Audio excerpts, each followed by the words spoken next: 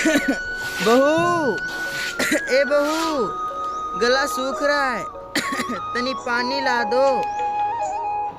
आ रहे हैं बाबूजी।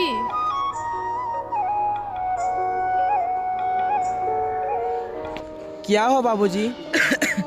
अब ये शरीर साथ नहीं देता बेटा। पहले मैं खेत बोता था, अब मैं सांसें बो रहा हूँ। आप चिंता मत कीजिए बाबूजी, सब ठीक हो जाएगा। पर क्या होगा रमेश, महीना में 15 दिन ही तो काम मिलते हैं, बाकी दिन भगवान भरोसे।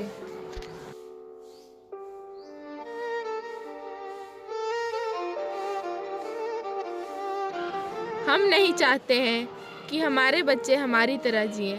हम उन्हें पढ़ाएंगे और काबिल बनाएंगे। जरूर पढ़ाएंगे मीना, चाहे हमें कुछ भी करना पड़े।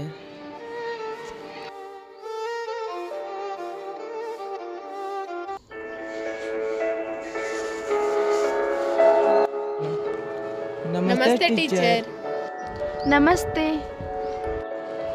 बच्चों का दाखिला कराना है। ठीक है। आप दोनों का क्या नाम है बच्चों? हम गुड़िया हैं टीचर, और हम चुन्नू। बच्चे तेज हैं, पढ़ेंगे तो आगे बढ़ेंगे। शिक्षा ही बच्चों का भविष्य है।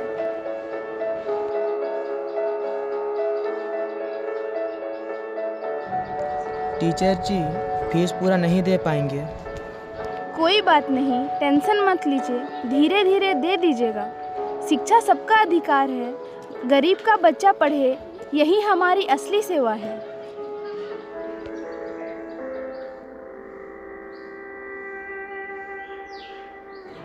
स्कूल में धीरे धीरे पैसे देने की बात तो हो गई, बाकी खर्चा कहाँ से लाएंगे? हम सुने थे मोतीलाल महाजन सूद में पैसा देते हैं, क्यों ना सूद में उससे पैसा ले लें। जीवन रहा तो कभी ना कभी चुका ही देंगे। ठीक है मीना।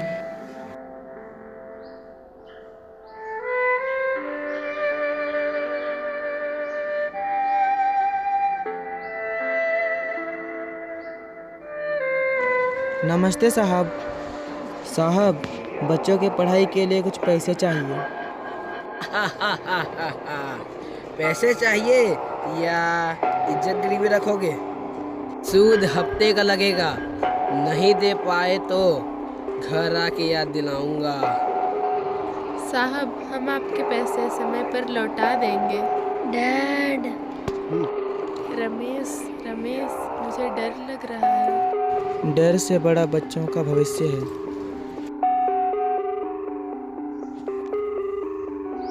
सूदखोर से पैसा तो लिए, पर कुछ महीनों बाद ही सूदखोर उन्हें हद से ज़्यादा तंग करने लगे।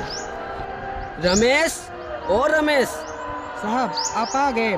मीना, पानी लाना। वो सब छोड़ो, पैसा दे रहे हो या नहीं? साहब, अब तक तो काम मिला नहीं है। क्या? जब पैसा दे नहीं सकते तो बच्चों को स्कूल क्यों भेजते हो? बच्चों को पढ़ाएंगे, काबिल बनाएंगे। हम आपके पैसे दे देंगे साहब, सबके सामने बेइज्जती तो मत कीजिए। इज्जत? गरीबों की भी कोई इज्जत होती है क्या? बड़े आए में से पैसा मांगने वाले, जब पैसा दे नहीं सकते तो फिर लेते क्यों हो?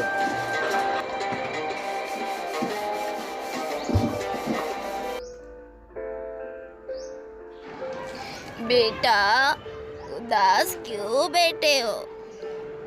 कुछ नहीं अम्मा, हम सोच रहे हैं इतनी जल्दी कहाँ से पैसे लाएंगे। अब तो लगता है यहाँ रहना मतलब रोज मरना।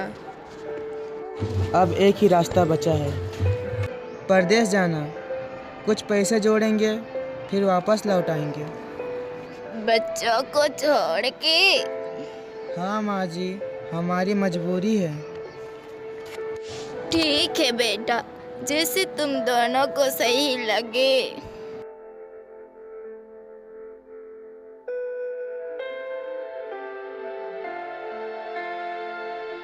माँ बाबा, हमें भी ले चलो ना। पापा, मैं भी जाऊंगा। मत रो बेटा बेटी, हम जल्द ही वापस आ जाएंगे। रमेश और मीना के प्रदेश जाने के बाद गुड़िया और चुनू की पढ़ाई भी छूट गए।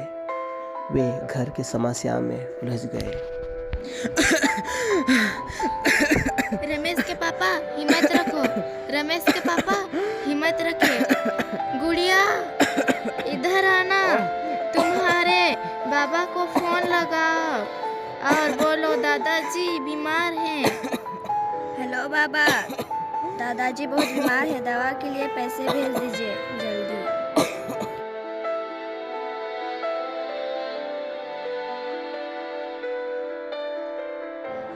नमस्ते मालिक, मेरे पिताजी बहुत बीमार है। हमको कुछ पैसे और कुछ दिन की छुट्टी चाहिए। पैसे?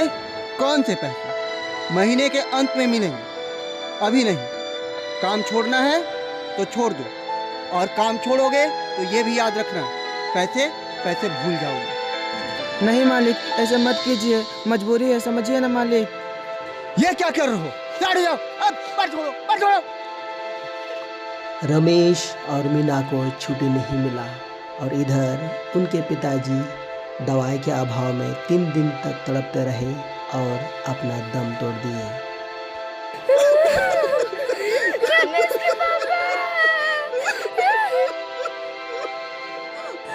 अरे तुमको पता चला रमेश के घर पे क्या हुआ है? कैसे आदमी है, अपने पिता के मरने पर भी नहीं आया। उठो दादाजी, उठिए ना। मेरा बेटा दूसरी नहीं है, ये गरीबी दूसरी है।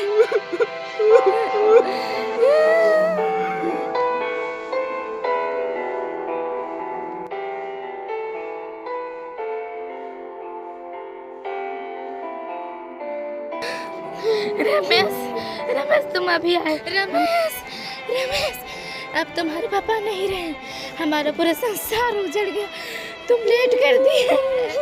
रमेश आप फिक्र मत कीजिए अम्मा, सब सही हो जाएगा।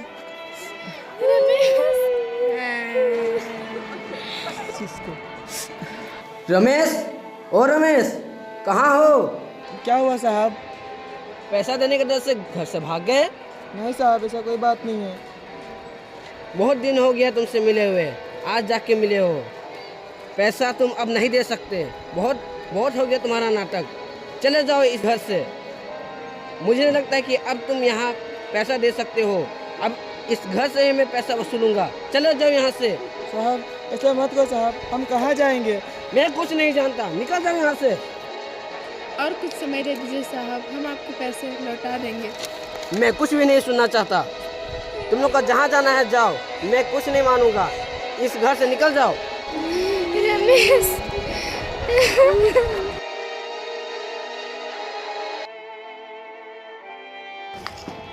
हम गांव नहीं छोड़ रहे हैं। हमें भगाया जा रहा है। पलायन स्वतंत्र भारत की एक बड़ी चुनौती है। इसे रोकना हमारी सामाजिक व्यवस्था की एक नैतिक जिम्मेदारी है।